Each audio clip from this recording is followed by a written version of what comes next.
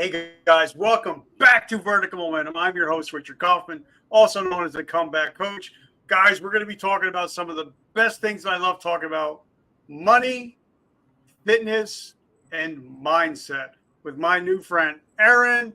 She's amazing, changing the game of physical fitness and fiscal fitness. If you listen to the end, we might even tell you how to make up to seven figures. Yes, I said seven figures with health and fitness. So, Erin, welcome to the show. How are you doing today? Good, man. I'm having fun already. I love your energy, Richard. I've never had anyone do like the music, the pump up. It's great. I'm doing good. I'm excited for a good conversation. Well, thank you to Monster Energy. They keep me going. I got six interviews today and I got more energy than I've ever had. So let me ask you, your first question is, what is your definition of resiliency? Man, simply put, it's just not giving up. And I think a big part of not giving up is acting regardless of how you feel. I think a lot of times we think this feeling needs to precede an action. So it's, oh, I'm nervous and I don't want to embark on whatever it is, a fitness journey. I'm nervous and I don't know if I should invest this kind of money in a business. I'm nervous and I don't want to do this. But I think people really have that wrong, and really the feeling precedes the action. And so it's doing a lot of stuff even when you don't feel like it, and it's just not giving up, just putting one foot in front of the other. Okay, so now if somebody would see you now, they wouldn't see the Erin that from your past. Now you seem happy, great relationship, great business, great family. It hasn't been all sunshine, rainbows, unicorns, and Skittles. So tell us a little bit about Erin, where she comes from, because you kind of grew up in modest beginnings. So how did you become the person that you are today? Yeah. Well, where do I start? So I think I'm really passionate about all the things that I talk about today because of, the long journey I had to go through to get there. One thing we talk to our students about a lot is like, make your mess your message. And that's very much what has, paved my way. So I guess I'll take you back to right after graduating college. I found myself working for a medical software company. I was in a cubicle, 9 to 5. I was doing tech support and about something I just did not care about at all. And I saw my coworkers and I said, man, they're all just willing to live a life like this, like spending majority of their life doing something that they don't have any passion, any purpose around. And they're just going to do this until they retire. And I thought something was wrong with me because I wasn't willing to do that. And every day I was grappling with it. I'm like, this just seems terrible. But then I'd go, am I just unrealistic? I don't know. I'd go back and forth. And so I told myself, well, if I hate work, which is a huge part of my life, I at least need to have some hobbies that I enjoy. And so I started in fitness, and I started competing in bodybuilding competitions and taking group fitness classes, and I found a fitness community. And then I had a light bulb moment when one of the instructors at the group fitness class I was in, he just came up to me and was like, you should teach here. I'm like, what do you mean I should teach here? He's like, well, you have great energy. You look the part. I was competing bodybuilding at the time. He's like, you look the part. I think everyone would enjoy your classes. Like, well, don't I need to be certified or something? He's like, don't worry about that. You can take this online certification. Not a big deal. He's like, I already know you have what it takes. And so the epiphany really came when I got my first paycheck from him, because I was like, wow, I can make money doing something that I actually enjoy doing.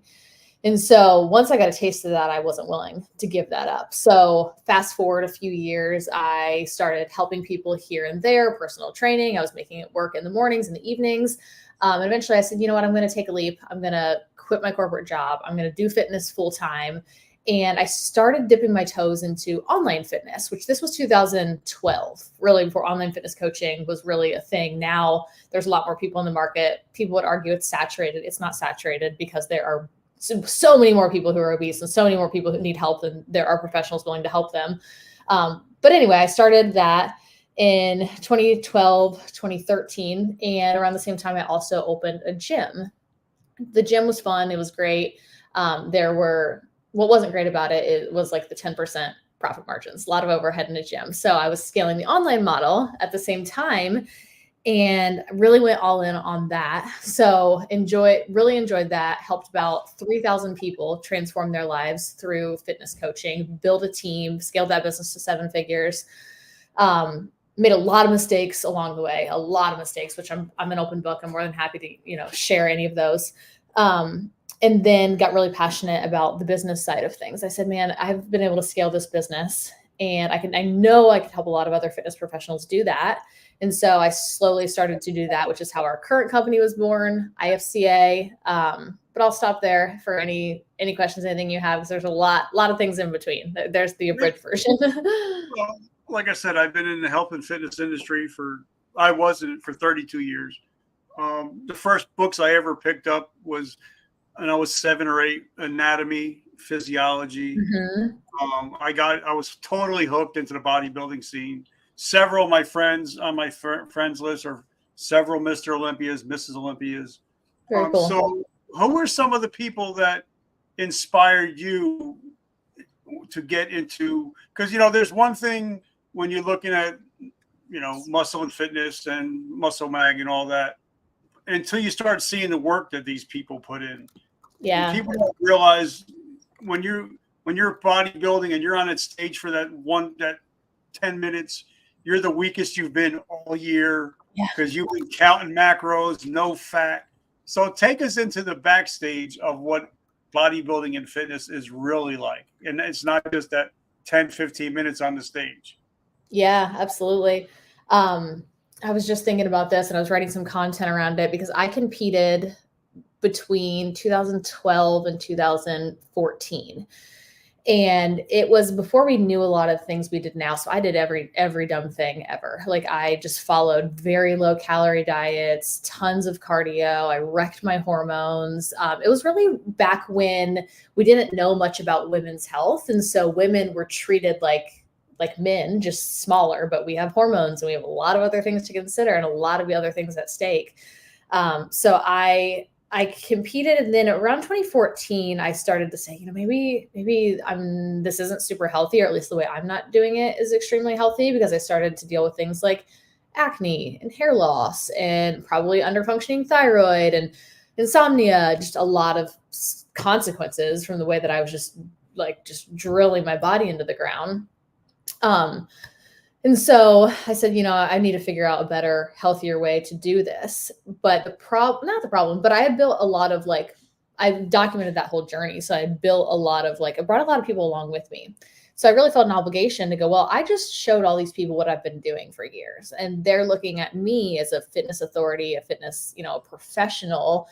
Now they probably think they need to do cardio 6 days a week, 60 minutes a day. And that's not healthy. It's not good for anybody. But if you're trying to be, an Olympian, it's one thing. But for the average woman who's just saying, oh, I want a body like yours, it didn't feel right. So I changed my whole mission and my whole vision. I said, I'm going to build a company on sustainable habits, mindful eating, not being obsessive, not ruining our hormones. And that really became my core thesis and message of my business. We ended up doing, in that company, I've since sold it and exited, and we IFCA, where we help fitness coaches do the same thing, as our main focus now. But this is my first baby. I was very passionate about it. So we did a lot of lab testing for women. We really helped them uncover things that were a result of chronic dieting, and just made a lot of women aware of how important stress and sleep and all of these things that we don't consider, because especially high performers like that, they think they can just go, because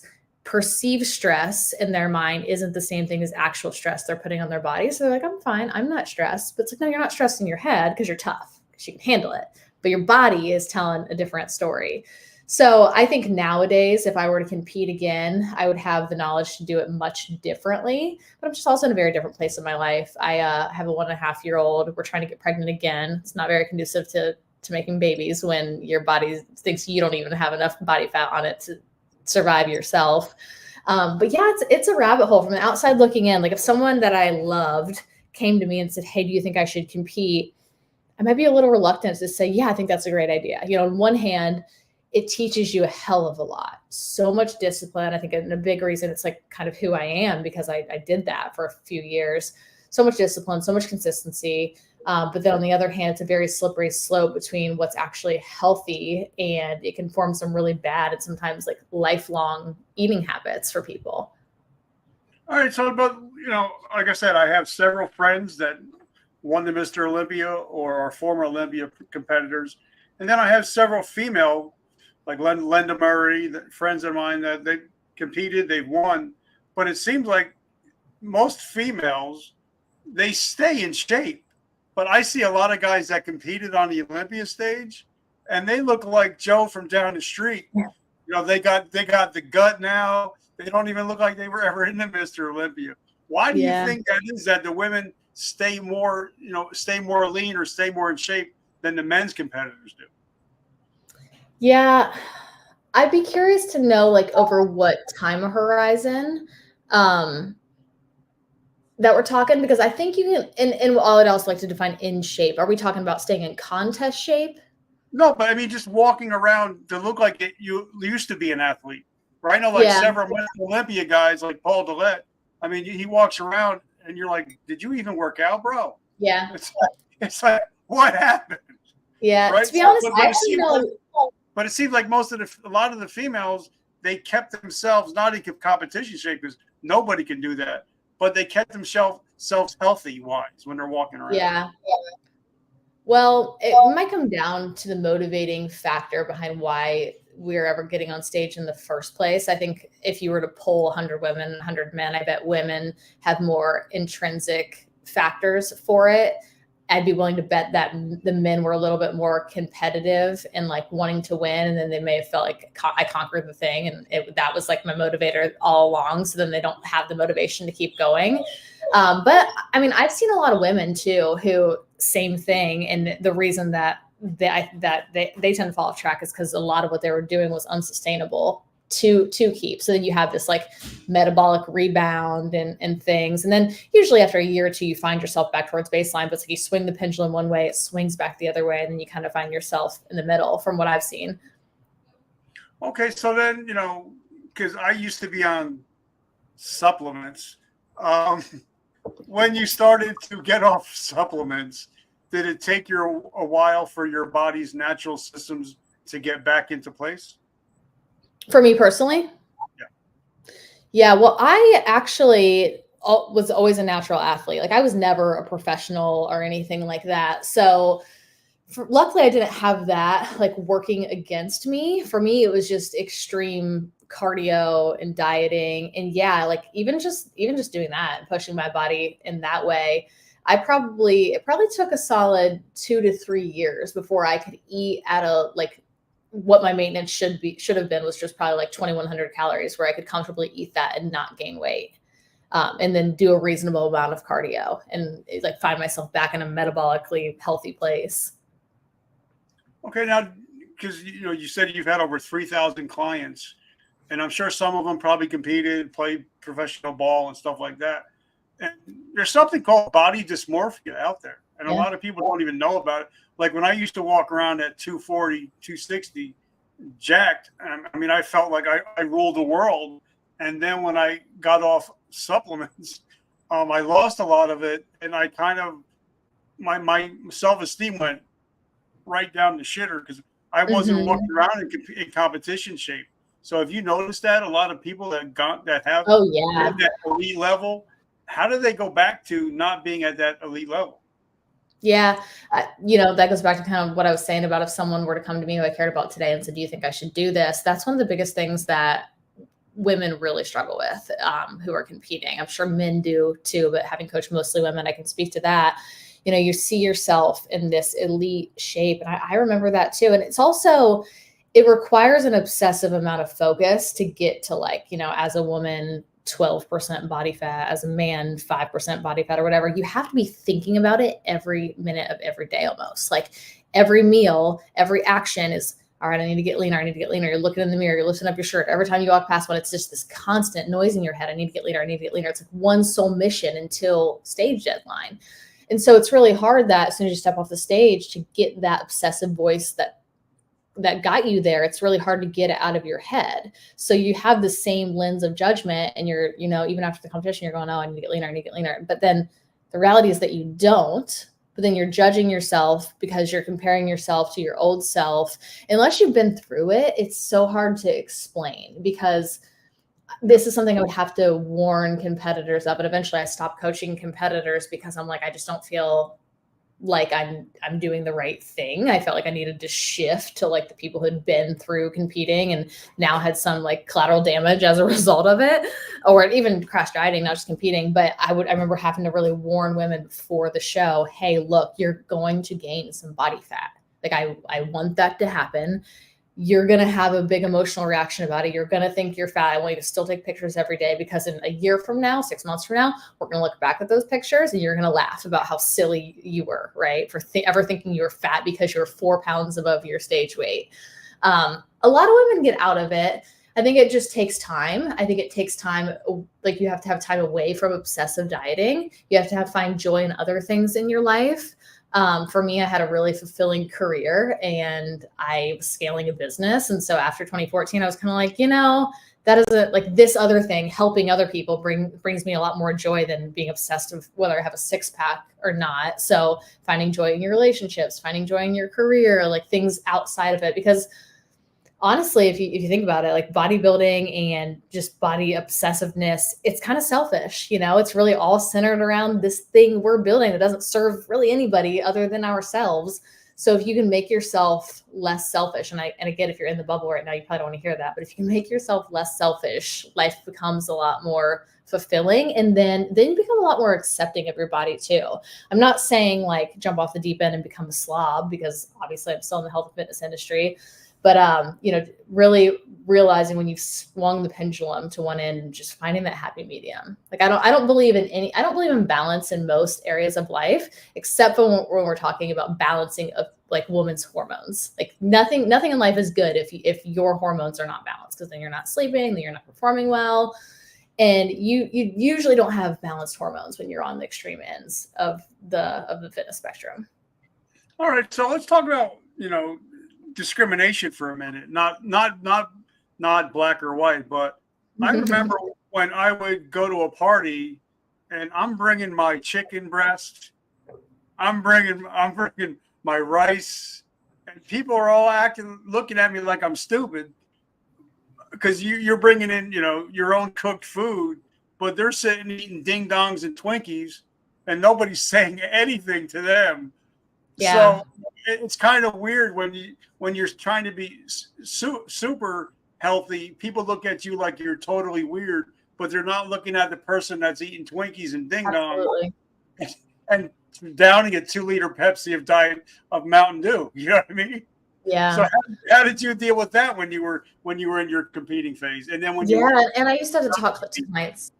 Yeah. And I had to talk clients through this all the time too. And even still with what we do with, building a business now, I mean, I'm coaching entrepreneurs and they're dealing with it. They're getting hate and advice for working too much or, quitting their job or whatever. And the simplest thing is like, don't take advice from people who don't have what you want. Don't even take input from people who don't have what you want, right? It's really silly. Why would you even care about the opinion of someone who like doesn't have your dream body if you're trying to get your dream body? Why would you even care about like, the one I deal with every day now is, talking to fitness professionals who want to start an online fitness coaching business, or maybe they have an online fitness coaching business and they're trying to scale it, but their dad, who has worked the same job for 35 years, who isn't where they want to be, is saying, hey, that's dumb and you really shouldn't pursue that. Well, why would you take advice from that person? Right. So I think what it comes down to for a lot of people is like, fear of judgment or just people pleasing tendencies. We all want to be liked. We all want to fit in, back hundreds of years ago, not fitting in meant death. It meant being banished from our tribe. It doesn't mean that anymore, but it still feels like that to our nervous system sometimes. So when we're getting rejected, we're getting made fun of, we want to fit in naturally. But I think it's just like getting rid of that story and going, nah, like I'd really love to be above average. And society and like what people are telling me I need to do, that's average, and I really just don't want to do that. I love whenever I post something on social media that is going to get a reaction out of people that are average or are living a certain way, and like my thing is polarizing. For example, I started this little series that is things people in the middle class say. knowing it's going to make people mad. And then the comments are like, no, debt is terrible. And I'm like, okay, well, I think differently because I don't want to be in the middle class. I want to think this way. I want this type of life for myself. So I think it's being okay with being different and being different, like seeing different as a good thing. And then you can almost rewire your brain, like when you're getting hate on the good things, that like, okay, cool, I'm moving in the right direction. Like I'm making the other people mad because I'm not following their same path.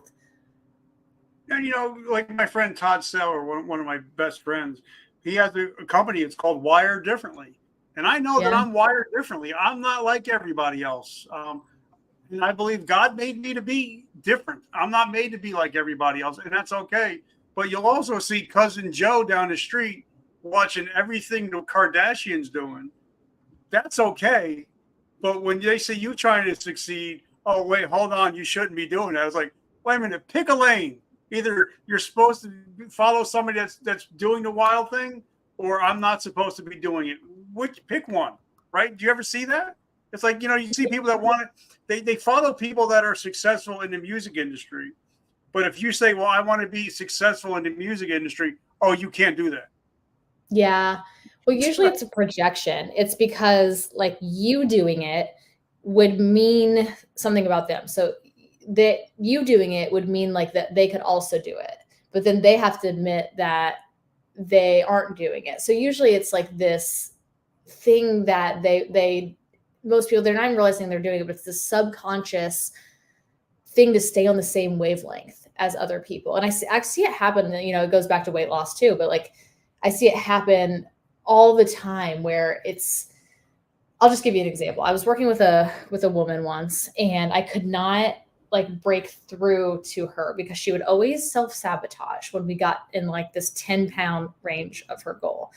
And we just couldn't figure it out, like around and around and around. I worked with her for like 3 years. And I'm like, this always happens. And maybe you just need to set a new goal, because maybe this goal isn't important enough to you. And we were breaking down like, why does this happen every time, right here? And I had the urge to just ask her. I was like, is your mom overweight? And she was like, yeah, by like 10 pounds. I'm like, do you talk to your mom about it?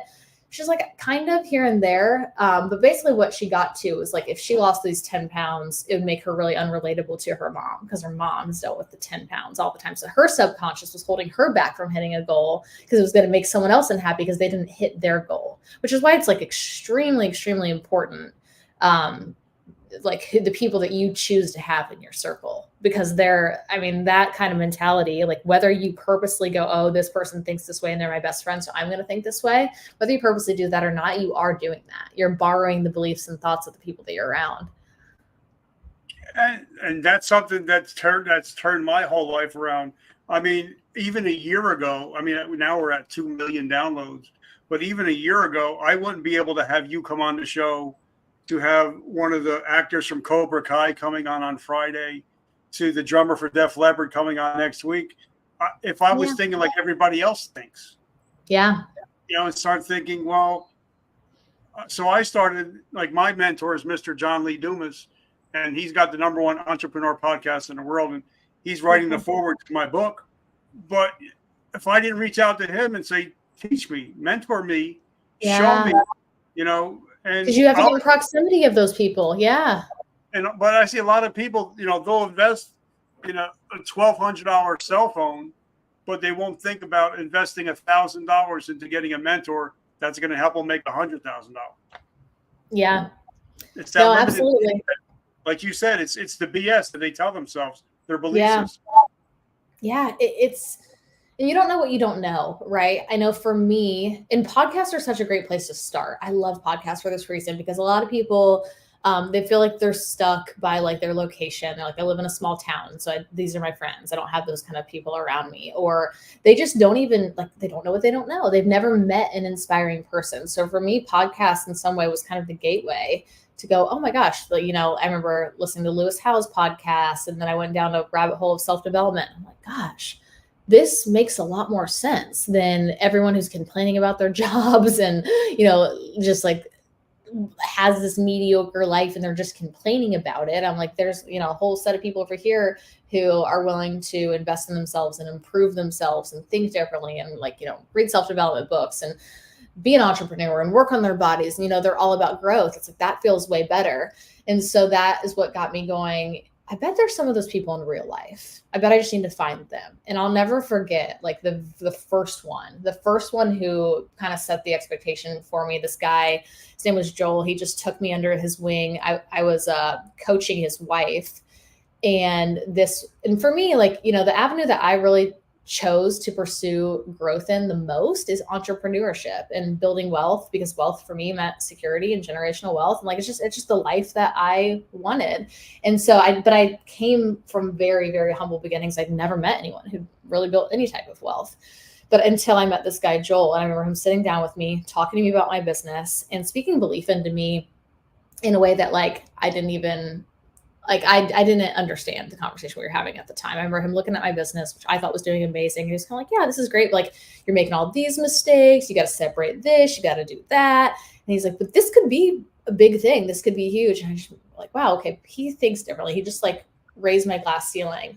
So from there, then I was able to go, where do the rest of these people live? Right. Like, it was like, I'm now that I know they're out there. And so then, like, podcasts, with the internet, I started just reaching out to people. Like you said, you reach out to your mentor, you help me. I started doing some of that. I've had some incredible mentors I've met, and a bonus to having great mentors, they attract good people too. So I've met tons of great community through different mentorships. But yeah, like, kudos to you, Richard, for having a podcast like this that just, starts speaking the language, like gets the conversation started for some people for the very first time. But, like, for me, like you said, I don't know what I don't know. I'm a ninth grade dropout, but I've read over 6,000 books. That's incredible. I have 18 books going right now and 2 Audible books. I just finished Patrick Bet-David's book, and now I'm listening to Jocko's new book. But for me, it's kind of like, if I don't know about how to build a fitness business, I can't afford to have Alex and Layla to go sit in their office for 2 hours. But I can have Alex, Layla, Alex's business partner. I can have them come on the show, ask them whatever I want for an hour. Yeah. So for me, it's kind of like, if I don't know about something, if I don't know about crypto, let me find the best crypto guy in the world and have him on the show. Oh, yeah. And I can learn. So I think people should, realize that just getting knowledge, there's so many different ways of doing it. One of the best ways is starting your podcast or working out, finding rich people, work out with them in the gym and soak up the knowledge while you're working out next to them. Yeah. Well, I will say though, you have to get to a certain place where you have value to also add to that person. So like, you've done some work behind the scenes to get to a place where now you can attract great podcast guests, right? So for those who maybe aren't there, haven't done that, don't have 2 million downloads on a podcast and can't really attract that, pay for their stuff, man. Like, pay to be in their proximity. That's why they have containers and programs like that, so that you can get that kind of value. Like, that's a way that you can provide value to them. Because if you're first starting out, you're like, I want this person to be my mentor, I want them to teach me things. Yeah, but they're busy because they're ahead of you, right? So like, you have to think, what do I have to offer? Until you don't have a thing to offer them, whether it's a platform or useful advice or whatever, then like, you might have to pay to play a little bit. Well, and that's, one of the hacks that I use, because when I started this, I had no audience. I knew nobody. I had no friends. So what I did was I joined Audible, and the first person I did with John Lee Dumas. I downloaded his book, his Audible book, and then I also ordered the book, the physical copy. And on Fridays, I would take pictures with his book and the audio book, tell people what I've learned from it. And then I would put his buying link and I would tag him everywhere. That's genius. Yeah, so that's so smart. That's a way to provide value. Yeah, that's a great way to provide value. All right, bro.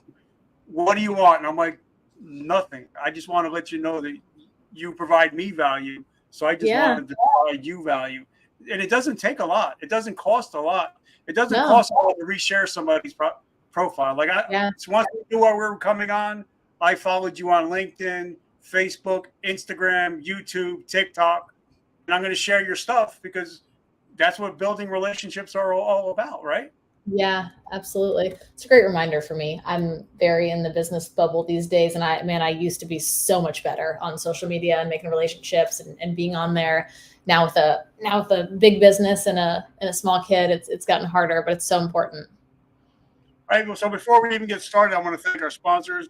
One of my friends, Vicky Joe, just wrote a brand new book about her mental health struggles and how she's dealt with mental health issues, addiction. She came out the other side. So now she's an author. She's an acclaimed speaker. So, guys, if you're struggling with any mental health issues, physical issues, definitely check out Vicky Joe's book. It's up above. And she donates a portion of every sale to help veterans struggling with mental health issues. So thank you, Victor, so much. So what talk us the last time you were on stage is I know you remember the last time you took off that swimsuit because we even as a veteran we know the last day that we took off that uniform and we're no longer that whatever if it's a fitness competitor, a bodybuilder, or a first responder or a veteran.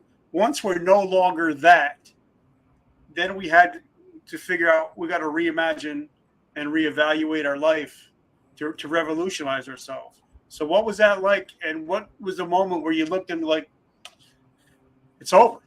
I'm not doing this anymore. And Yeah. take us to the day after you made that decision. What were some of the steps you started to take? No, that's a good question. I I love thinking about life like this. I love thinking about like the big, like, wow, this spun me around and sent me in a different trajectory type moments in our life. And I've had a lot of them.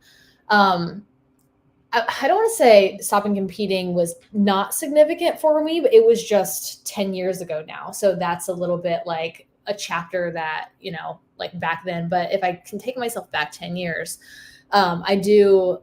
I was already kind of making the transition. By my last competition, I was really kind of going through the motions, but I had this voice in the back of my head that's like, you're meant for more, you're meant for more, you're meant for more. You're putting so much energy into this thing, which like is your body and your health and is great, but it's bordering on this line of not even being healthy anymore because it's so extreme.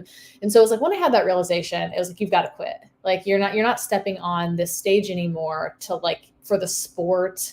Like for you, it's becoming more about health. And I just had such a pull and such a mission to like help more women understand that. And like if they want to compete, that's awesome. And if they're elite athletes, that's great. They can be the best in the world. They can do that. I probably wasn't the coach for them. I had such a pull for like educating women around like the chronic dieting, what that does to you mentally, physically. So it was actually pretty easy for me to close that door because I was like, all right, I'm another mission. Like let's put that one behind and let's move forward. The next transitionary period was when we sold that fitness company. So there came a time around 2021. We finally sold it in 2022, where I was stuck, where I became pregnant with my son. We had Impact Fitness Coaching Academy, where we were helping fitness professionals start and scale their businesses. We had the fitness coaching company, and I was having another baby. So essentially, I had like, three big things that needed my attention. I was having a real baby. And so the decision to go all in on IFCA and help fitness coaches do what we had done was a really hard one. And I remember really like, selling that company, closing that chapter, and having a moment of like, man, that's my baby that I just sent away that I poured 10 years into, like that was my identity. Like as a fitness coach, even still, my Instagram is Erin Dimond Fitness, and I can't bring myself to change it, even though I'm not really even in the fitness space anymore. I'm helping, with business with fitness professionals. So even still, sometimes I don't know. I'm like on my Peloton. I'm like, can I document this? Can I even talk about this? Like, who am I anymore? Am I the fitness professional? Do I have the respect of the fitness professionals since I'm not playing their game anymore? And then I'd say like the real identity transformation was becoming a parent. I like that just flips your world completely upside down. So Yeah. Yeah, and then that one, I don't even know if I can speak to because I'm still like, what is life? How do I navigate this by the day? All right. So, but one thing that I find that, especially when you're getting out of one thing and you're going into another, two of my favorite people and two of my mentors is Mr. John Lee Dumas and also Mr. Ed Milet. Yeah. And something they talk about all the time is like John Lee Dumas is my mentor. He's my dude. But when we sat down and he said, you need to find your perfect avatar. You need to go an inch wide, but you got to go a mile deep. And you need to find your niche. And even Alex in his latest book said, the riches are in the niches. So, anybody gets, okay, well, I'm a fitness professional.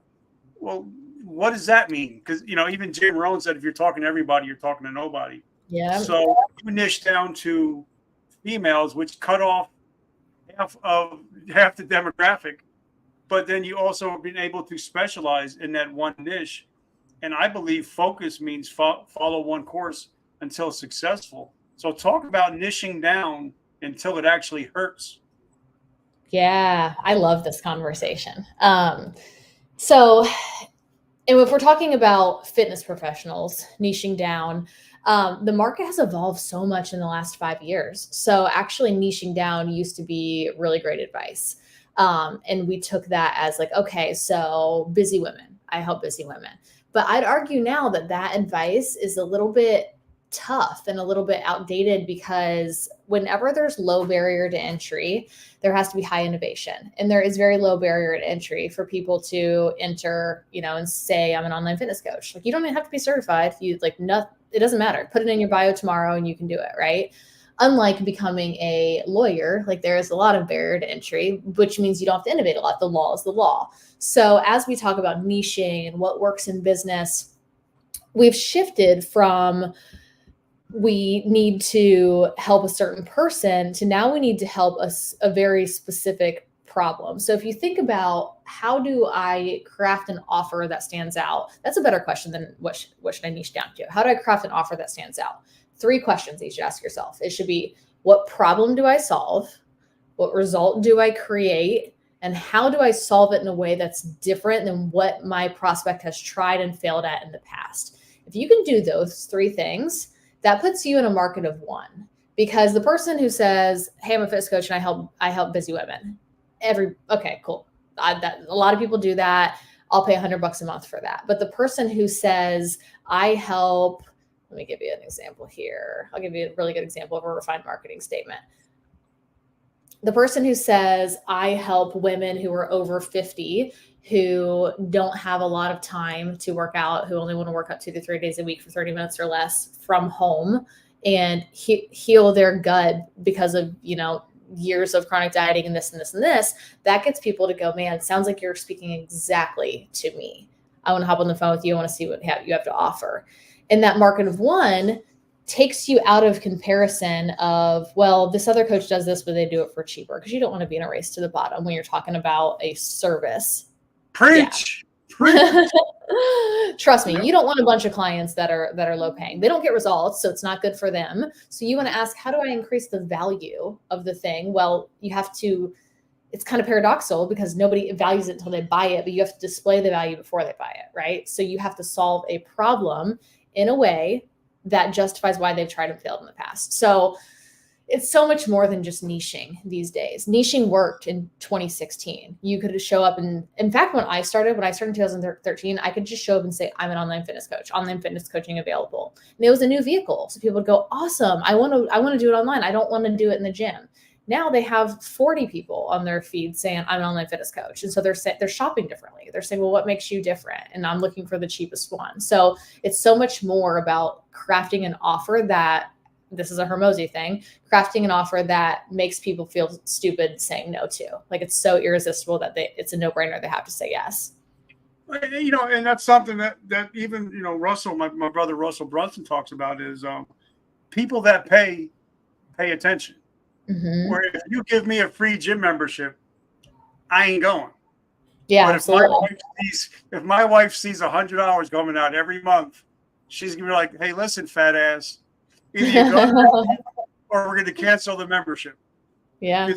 But I also believe that, if there's a certain fitness I guess he's a guru now on YouTube. His name is Sam, but I'm not going to say his last name. He gets millions of followers. He gets millions of views. But I think that, there's not going to be a lot of people that are going to hire him, that are going to be able to bring him in, for a while to create, high coaching. Like for me, if you want me to come to coach you to get a $2 million podcast, it's going to cost money, but you're going to get results.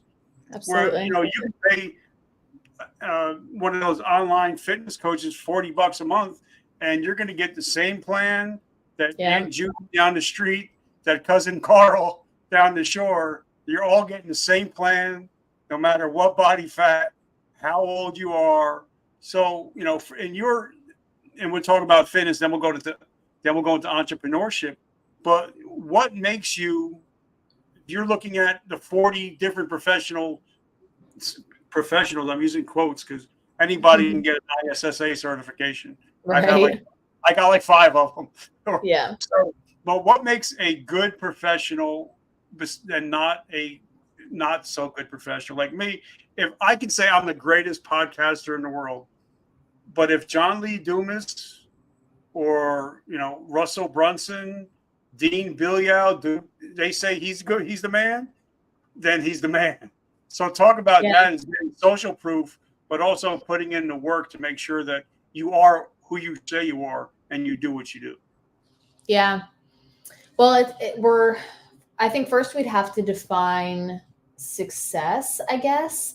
Like what makes someone successful? Well, my husband says this all the time. He'll say, he'll ask our students, who's the most important person in a dentist's office? People say the dentist. It's like, no, it's actually not the dentist. It's the person bringing in the leads, because the person who is bringing in the customers allows the dentist to do their job. So if you think like as a fitness professional, you can be the best fitness professional ever, but if you suck at attraction, sales, marketing, referrals, like if you suck at a way to grow the business, you're not going to get to practice your craft. So you're not going to be a very good fitness professional. Right. So that's like, I think being good at what you do is simply your ticket to get in the arena. Like it's a non-negotiable. Yes, you have to get results. Like absolutely, because otherwise the market is just going to like corner you out. You're going to get a couple of bad reviews and then like game over for you. You're not like, it's just not going to work.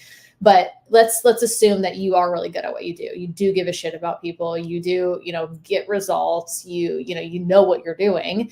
Then it really comes down to like, if you want to have success, you have to treat the skills of like sales and marketing and client attraction the same way you've treated like energy balance and getting client results and like, the client like mindset stuff that you have to work through with them. You have to start thinking like an actual business owner, or you have to pay somebody who has those skills, either like a mentor, or you have to give up part of your business to someone who has the business skills. But yeah, I think we put too much emphasis on, I have to be the best coach ever, because you can be the best coach ever. But if you don't know how to like attract clients to coach, it doesn't really matter how good you are, Okay, so then let's talk about entrepreneurship now, because I love entrepreneurs. I'm an entrepreneur myself. But for me, and I'm actually writing an article for LinkedIn tomorrow, it's going to blow some people's minds. But for me, it's like you and your husband, you guys are a team. And for me, I find a lot of people fail because they'd be like, hey, I'm going to start a business. And they don't have that hard conversation across the kitchen table until they're like 10 grand in debt, 100 grand. And then they got to have an even harder conversation. So, for me, I think soft skills are more important in business than the hard skills. Like for me, I knew you were coming on. I sent you my book for free. When we hang up, I'm sending you a handwritten thank you card and a letter and all that. And I'm building a relationship after you're on the show. So talk about building soft skills. Like I had, some of my friends, and then they're like, hey, you want to interview Robert Kiyosaki and Sharon Lecter for Rich Dad? Sure. Oh yeah. Then they were like, okay, well, how about having Steve Sims on? Because he's a friend of mine. And now I Yeah. just have a big ecosystem because I use soft skills to be friendly and be social on social media. So talk Yeah. about soft skills of business. Man, that's a really great talking point. And I like you just gave a couple beautiful examples there. And as we were talking earlier in the podcast, I'm like, man, you're giving me some good reminders of like getting back to those things. Like I did more of that early on in my career. And now I'm just so in the business. We have 400 active clients. You know, we have a team of 30 people that I'm like sucked in. I actually put on my KPI sheet recently that I need to do better with networking and providing value to other people like outside of our IFCA bubble, because man, it's so much about like who we're not meant to do this life alone. And we have to lean on other people. We have to lean on other entrepreneurs. We have to help other small businesses. So yeah, I mean, I don't know that I'm the one to speak on this at the moment. I'm not doing it that well, if I'm being totally honest. I think I did to a certain extent in my career, and now I'm in a little contraction phase where I'm so in the business serving our community now. Okay, but now, you and your husband, you've grown up to 7 figures, going on more, going to be 8 one day. And I believe it, I call it, so I manifest it for you. But here's one, like for me, my 3 words for this year are intention. For whatever I do, I do it with intention. Attention, because I can't have a top podcast if I don't have the attention. But also is retention. You can Mm-hmm. have a million people going in your classes, and if nobody stays, it doesn't matter how big the bucket is if Oh the yeah. bottom is out. So talk about retention. How do you keep your clients and customers happy? Because obviously you're doing something right if they're still staying and not just going on to the next thing, to the next thing, to the next thing. Yeah, I love talking about this because there are 3 ways to grow a business. You can get more clients, you can make them worth more, you can keep them for longer, right? We're talking about the last one, keep them for longer. And that's so much easier than getting more people, because all you have to do to keep them for longer is do a good job. So remember before how we were talking about like, skills of a business owner. And I said, well, it doesn't really matter how good you are at your thing if you can't get clients, because you don't get to be good at your thing. You don't get to impact people. Once you've got them in there, then we have LTV, lifetime customer value, which is the most important metric in a business to think about. That's the health of a business. That determines how much money you can spend on ads. And business is really cool in this way because it almost sets up the best people to win. So basically, if you have great LTV, it means you're a good coach. It means you keep people. They want to stick around. You're getting good results. If you have great LTV, then you can spend more money on advertising to acquire customers, because it doesn't even matter what they first buy. You can lose money on the thing that they first buy. If you know you're going to retain them for a long time, then that's okay. Take the loss, right?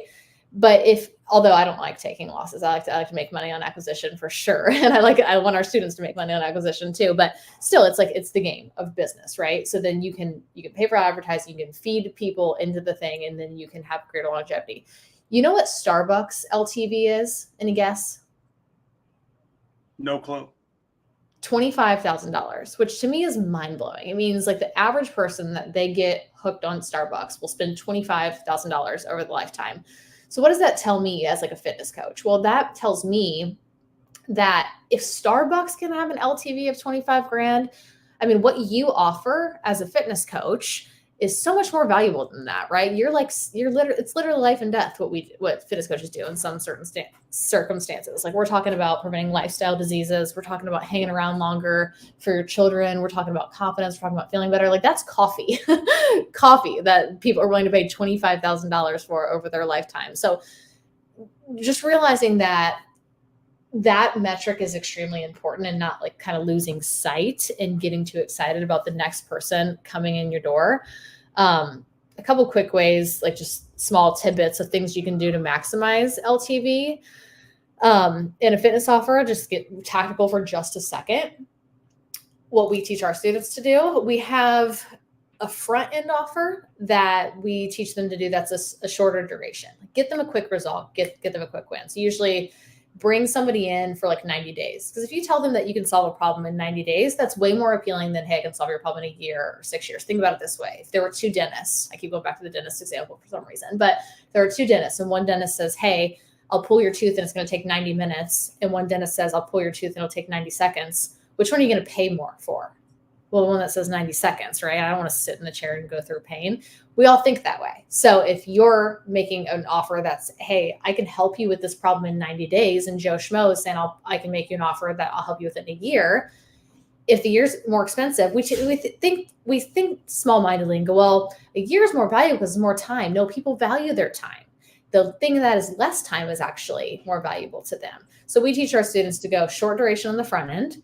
And then also with fitness coaching, it's people are still excited in that 90 days. If you do 6 months on the front end or sign up for a 12-month package on the front end, they're not excited anymore. By the time they do it, they're ready to quit already. So 90 days, they're still excited. Then you have a remotivating conversation, a goal alignment conversation with them. Then you sell them on a year on the back end. That's going to increase your LTV to 15 months for that customer. You get to keep them around longer. You get to increase, the lifetime value. It's not gonna be 25 grand, but hell, as an online fitness coach, you can definitely get it to 5 or 6 grand. If you know every single person that you bring into your business, you can bring them in for 5 or 6 grand. Do the math. It's really easy to have a 6-figure business at that rate, right? You only need, do the math real quick.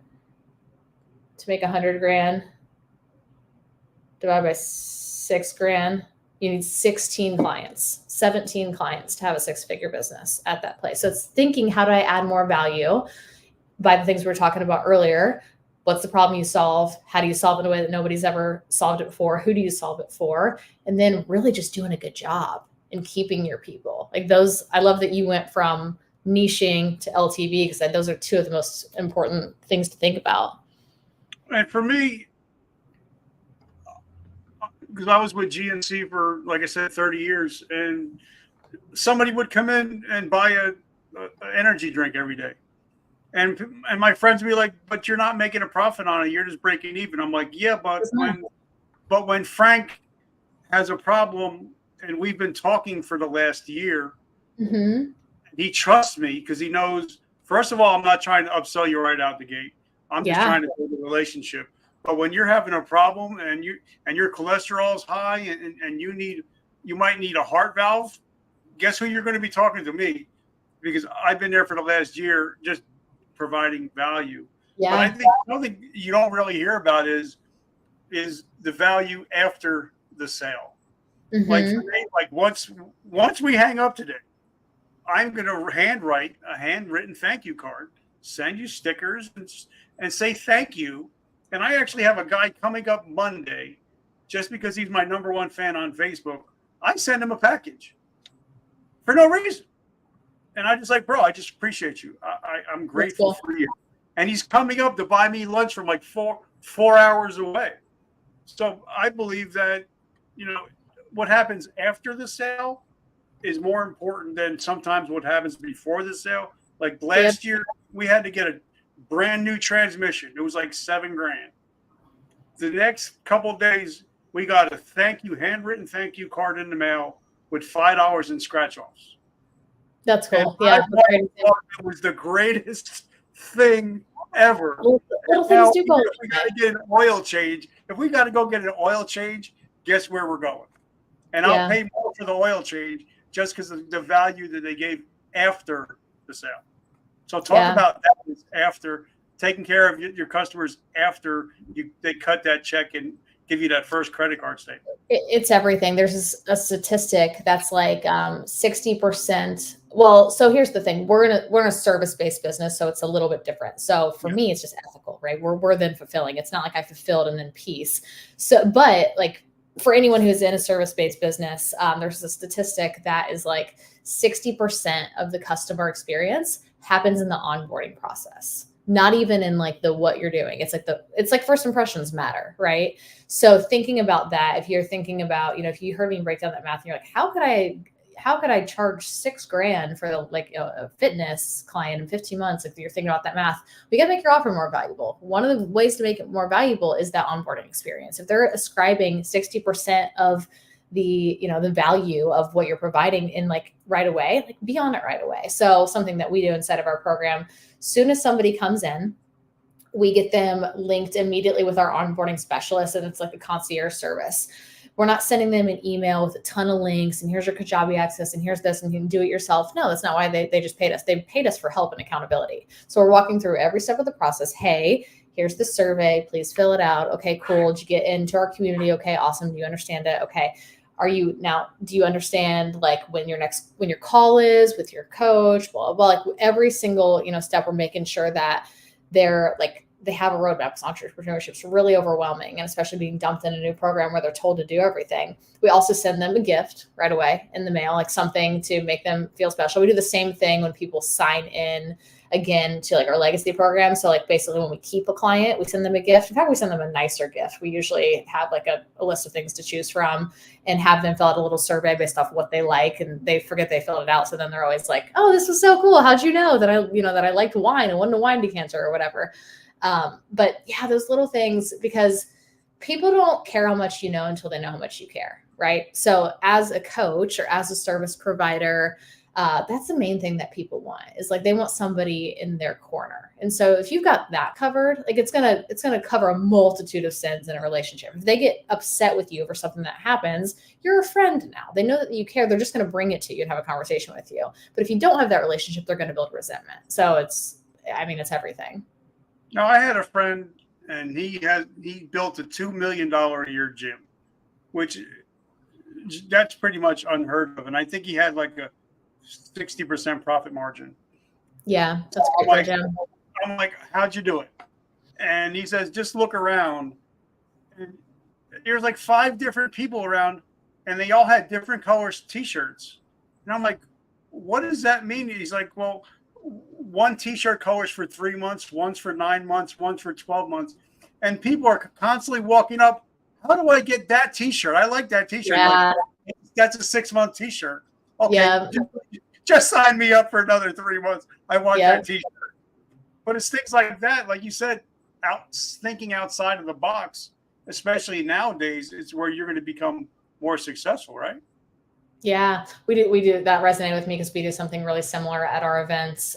We have like wristbands, or no lanyards. We do lanyards, and we have different colors. And it's like, well, those people have been in for 2 years and they're making a lot more money than you. That's why they have the gold one. And then it's like, oh, well, you should probably go talk to them. They're doing better than you. Go see what they're doing that you're not doing. So it's a really great way to create community, and also to like, have people set goals and be in a community where people are like stretching further than them. But what was your question? Sorry, I just want to share that.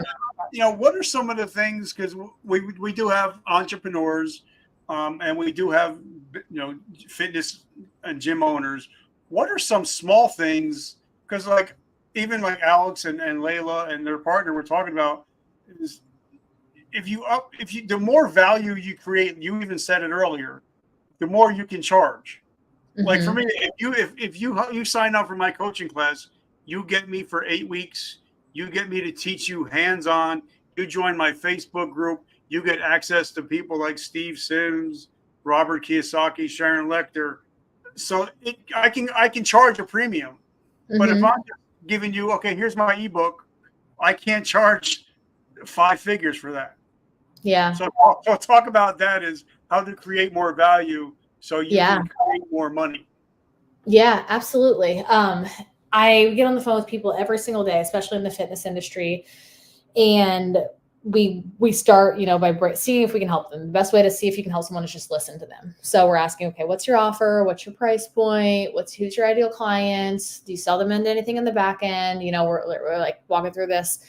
And then usually what it comes down to is doing math, because so many fitness professionals think they want to have like a $29 app subscription, or they think they want to charge $100 a month and sell their time for that.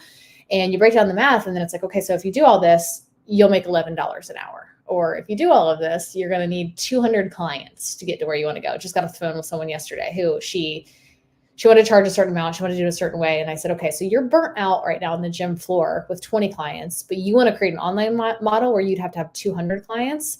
And so, first, I think the first thing is breaking down the fundamental, like, okay, what your strategy, there's a flaw in it, because if we 10x it, it breaks. So then what's the new strategy? Well, the new strategy is provide more value. Well, how do you provide more value? Well, you have to provide more value before they even buy it, because they have to pay it, right? Hormozy says this. He says the best way to increase the quality of your product is to increase the quality of your prospect. Well, one way to increase the quality of your prospect is to charge more, because when people pay more, they value things. So it can be a mind game, because you're like, wait, I have to charge more to make it more valuable. Well, yeah, but then when you charge more, you have more ability to do things. You're gonna have a hard time sending client gifts if you're charging $100. You're gonna have a hard time really pouring your time into somebody, because if you have someone in your roster that has paid you $2,000 and someone who, you grandfathered in at a price that paid you $200, how are you going to feel when you get on the phone with the person who paid you $200 compared to the person that paid you $2,000, right? And you can then like have the freedom and ability and have the mindset of abundance to know how to make your product better. But it's not just by giving them more time. I'm telling you, like, especially wealthy people, if you enroll wealthy people who also need to lose weight, they don't want you to take up their time, because their time is extremely valuable. So if you think the only way as a fitness coach is, well, let me hop on more phone calls with this person, that's going to make my offer more valuable. That makes your offer a lot less valuable to someone like me who really values their time, So a lot of ways to do it, but I'd say the first way to do it is back to the offer thing that we talked about. You have to find out, what problem am I solving, for who, and how am I solving it in a way that justifies what they did and failed at in the past. If you get super clear on that, you're going to get people on the phone with you, and you're not going to get, well, let me just shop around, or I don't know, or it's too expensive, because you're in a market of one. So it really comes back to like getting super, super clear and solving a problem in a really good, specific way. I'll give you one more example, because Jordan, my husband, and I actually just spoke on this exact topic at a conference recently. And we put together a bunch of examples for this audience. So for example, if you can help premenopausal women over 40 restore their hormonal function so they can have more energy and show up for their families, that gets people to go, okay, I want to get on the phone with you, because that's what I'm dealing with. Because they're thinking, I'm going into premenopause, my hormones are different, no one else can solve my problem. You really speak to their pain. If you help women get off of birth control, right, so that they can avoid weight gain, mood swings, overwhelm, like, you just have to make your offer more valuable. You have to make it valuable to the person, so they're willing to pay it. Then you deliver, because what we do as fitness professionals is inherently valuable. If we're helping people shave years off of, or not shave years off their life, add years to their life, if we're helping them, have more confidence, feel better, like, there's so many deep rooted things in there that, like, we could charge 20 grand for it, 30 grand for it. I mean, it doesn't, like, the sky's the limit. It's a very valuable thing. How do you get the person to understand that it's very valuable is the difference maker in your marketing, your message, and niching down, but more so having a more valuable offer. But and I love that, and I'm so grateful that we got to spend time together. But even like Alex talks about, is you have to have a stupid offer in your business. There should be a stupid offer where it's so crazy that that 98% of people are not going to be able to buy it, but the 2% that do are paying for the other 98%. Like, I know that if I was a car dealership, and I love Kias, I got a Kia, I would have one Stinger on the lot. I would have Kia Optimas for my second one, and I have Kia Rios, and I guarantee you that Kia Stinger is going to get a new one every day, because not everybody wants the cheap stuff. Like, when I was with GNC, I know that if I had a sale and there was a $70 pre-workout, a $40 pre-workout, and a $20 pre-workout, at the end of the day, the $70 ones are gone, and the $20 are still left on the shelf, because they don't trust them. Even they see, there's got to be a reason why this pre-workout's $70 and this one's $20. So I think you have to have some kind of stupid offer to people who are going to be like, I can't afford that. But there's going to be one person that's going to come in and say, oh, man, Erin, I want it all. Here's the black card. Here's the card. Just charge me. But you're absolutely right. But some people don't have that stupid offer because they're afraid of putting it out there, because they're afraid nobody's going to buy it, right? Yeah. Well, a really easy one in our industry, and we have students who have sold this to, like, we have one student who had a billionaire client, and so an example of this, $25,000 a month, and I will come to your house. I will wake you up every morning. I will work out with you. I will cook your food. I will make sure the groceries are there. Like, I'll live with you for 30 days, totally immersed. We'll have a complete lifestyle change. In that 30 days, if we think, you're good, we can like move back to a lower tier offer after 30 days, or we can do another 30 days. And so these clients of ours who did it just like that, structured it just like that, they spent 60 days in these people's home, $50,000, 2 months, nice payday, while they were able to service the rest of their clients. They have to live in the home of this billionaire. It doesn't even have to be 25 grand, but what's a number that, makes it worth it to you? And it also works as such a great price anchor. So if you go to, for the reason you just said, with GNC, they're looking at the low thing. I don't want the most expensive thing. Most people are like, the middle thing, that's reasonable. Yeah. So if you have your high ticket offer and you go, to propose it, well, let's say in this case, it'd be more your middle tier, but let's say you have, a service that's $500 to $700 a month for online fitness coaching. You can pitch it in a way where the higher one anchors it. So you're like, look, I do have this thing. It's 20 grand for a month. It's 20 grand a month. It's soup to nuts, absolutely everything. I'm like holding your hand. I'm getting you out of bed in the morning. I'm cooking your meals, all of it.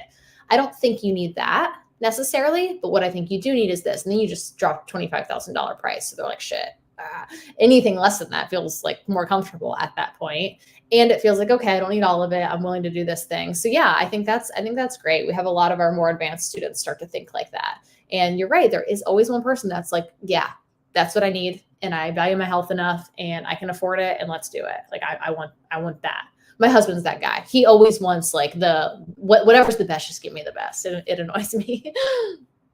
So what do you got going on now? How can we support you if we have some females out there that want to be trained by you, not only physically, but also financially? How do we get in touch with you guys? I think that your IG is fire, by the way. I've been following everything you do. So talk to us about how we find you and how do we support your mission. Yeah, you mentioned Instagram. I'm on Instagram as Erin Dimond Fitness. But I'm there like talking about business. Usually I'm like talking about mom stuff and talking about relationship stuff, whatever. That's just where I'm myself. If you are an online fitness coach or an aspiring online fitness coach or an in-person trainer who wants to move online, who would like some help from us, we have helped 3,000 other coaches start or scale their business. We know a thing or two about fitness businesses. 2 places to find us. We also have a podcast. So we have the Fit Biz podcast, and we have over 500 episodes at this point. Take yourself down the rabbit hole. So much free information on the podcast. You can really learn so much over there. And then you can also follow our page on Instagram. It's Impact Fitness Coaching Academy. And the name of our business is Impact Fitness Coaching Academy. I love it. I'm so grateful that we got a chance to hang out. So thank you for taking this time, and thank you for your team for setting this up. A lot of going back and forth, but I just want to say thank you and give them a big shout out because they made it very, very seamless. Awesome. I'm happy to hear that. So have a great week, and I'm going to be following you, and I'm going to support you guys any way that I can, and hopefully we can all get together, hang out, and do dinner sometime. Yeah, Richard, would love that. I really appreciate our conversation. Thank you. I love it. So guys, remember, vertical momentum, the only way to go is but up. And like my t-shirt says, today I decide. Guys, if you follow this show, you are a victor. You're no longer a victim. So welcome, and make sure you guys walk in victory today. Thank you so much. Have an amazing week. And I'm so excited for what you got coming up next. Have a great week. Awesome. Bye.